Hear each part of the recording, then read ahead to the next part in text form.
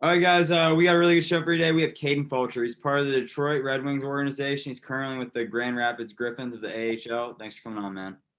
Hey, anytime, man. Happy to be here. All right, so I'm interested to hear what your first NHL game was like when you played in it. It was like an emergency situation. Howard got injured. I was really hoping to get kind of a start in that last week, and it never happened. And I remember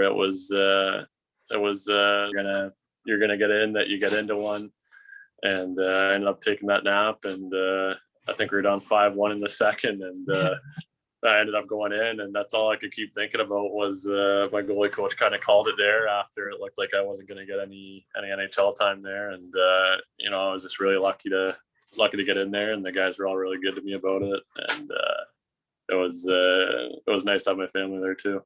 Yeah, that's awesome to hear about that. I think a pretty big accomplishment of yours was back in 2018. You won the OHL. What was that experience like, winning that and then getting to play in the Memorial Cup? It was crazy. It was we had a group that was there together for a couple of years, and heading into that year, every guy really wanted to win, and we thought we had the guys to do it. And looking back at it, like that's definitely one of my favorite hockey memories that I'll ever have in my entire life. I'm still close with all the guys on that team, and it was just such a grind all playoffs just to get to that final round, and then we ended up flying out on the every day at the rink. It's a lot of fun, and I know after we won that year, we went pretty hard afterwards. So that was pretty fun as well. That's awesome. Did you get traded the year before to Hamilton? It was 2 years before that. So my rookie year in Sarnia, I ended up getting traded at the deadline there, and that kind of came out of nowhere for me. But it couldn't ended up any better. Yeah. You played in the minor leagues for a little bit. You're still young, but what's the ins and outs of like that experience like? Just like life away from the rink. Yeah, like going around. You've been called up to Toledo. Now you're with Grand Rapids. What's like going to like different teams a lot like? Yeah, it's a lot of travel. It's a lot of movement. My girlfriend she's still not used to it. She still doesn't understand it all, and I think it's really hard to get if you're not around hockey from a young age. But even just compared to juniors turning pro there, I know that week that I got called up for the first time in the NHL, I backed up a game in Toledo on Friday night, and then they called me up to Grand Rapids, and I backed up a game in Rockford the next night in the AHL, and then on Saturday I was in Detroit backing up in the NHL. So it's a lot of movement, but just the places that you get to see. Like I remember we were out in we got to go to Tulsa, Oklahoma, and we had some fun down there, and we got to go to Utah and to Boise. So I think it's definitely a lot to stay on top of. You got to make sure you always have heard of guys missing NHL games because they didn't have their passport and they got called up, and the NHL team was in a Canadian city, right? So it's nice that you always have those vets around that kind of take into their wing and say, hey, make sure you got this, make sure you bring this. If you weren't thinking about bringing this, make sure you pack this, and always be ready. So every day it's like, even when you got a day off, you could always get a call that you're going up somewhere and you got to be somewhere in 10 minutes, right? So it's like you're working full time, but it's an easy job to love. Yeah. You're talking about this experience. When I first reached out to you, you were on the taxi squad with the Red Wings. What's the taxi squad like during COVID? Like, what was it like being a part of that? It was a lot different. It was it's kind of hard to get your reps in. It's it's you're up there and you're just trying to be the ultimate team player, and I really enjoyed that. I really liked just doing whatever I could for the guys up there. But it's hard on those guys that are on the taxi squad and they're getting full looks every night. I definitely feel for them, but I'm sure I know all the guys up on Detroit that were on the taxi squad with me there. They were all great guys, and they all kind of knew their role, and there was no fuss about it. And I think that's kind of where you see hockey is just such a team sport with stuff like that happening and guys just being completely fine with it and supporting the other guys that are playing. Yeah, that's awesome here. Spend time, obviously, with the Red Wings, never a bad thing. Yeah. Oh, yeah. You guys signed to Grand Rapids. Are you expecting to spend a little bit of time there? If so, what are your goals as a team right now? Yeah.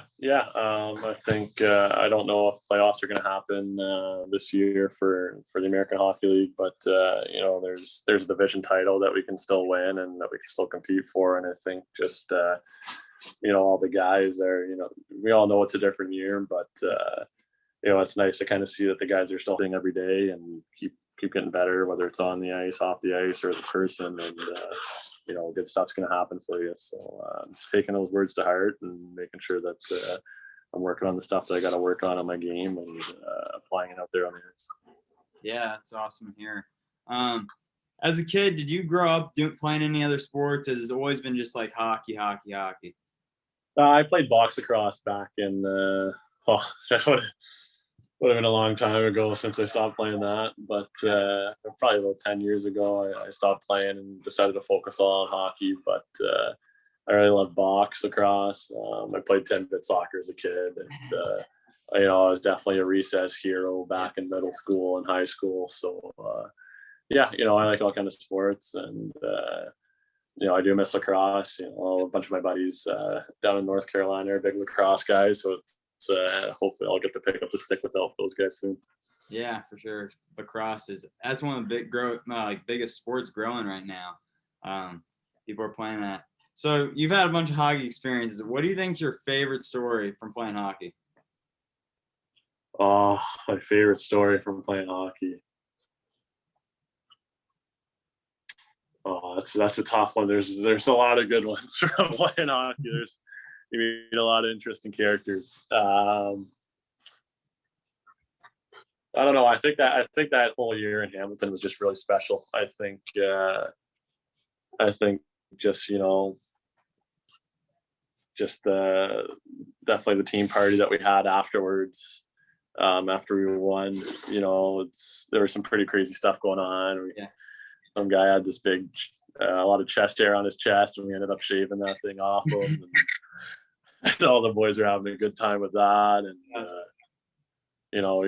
got to have a day with the trophy there, and Pears. I took it down to see Pears with it, and Sarnia there, and then I went out with a couple buddies in London and brought it to see them. So there's definitely some wild times with that trophy, but I think the most scared I've ever been in hockey was my rookie year in Sarnia in the OHL. We had to do coach impersonations on the team bus, and we had to stand up there with the bus microphone in front of everybody and all the coaches, and we had to pick one coach and impersonate them. So you're trying to play it good because you didn't want the guys to get on you, but you're trying to not roast a coach, so you didn't want the coach to get on you. But I had a lot of fun with that one. I think the boys really respected my impersonation back then.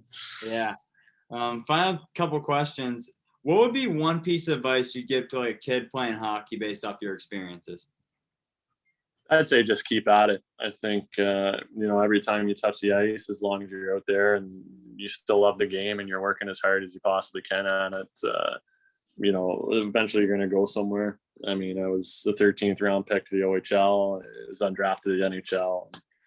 I think my hockey career could have went a lot different if I didn't kind of follow that advice. And I think kind of every situation in hockey, I've kind of been viewed as the underdog there. So I'd say just as long as you keep working hard and stay focused, that you're going to go somewhere. Yeah. We always finish out with this one. It's probably the hardest question. How do you want people to remember yourself when your hockey career is over? Ooh. I think I want people to just remember how great of a teammate I was.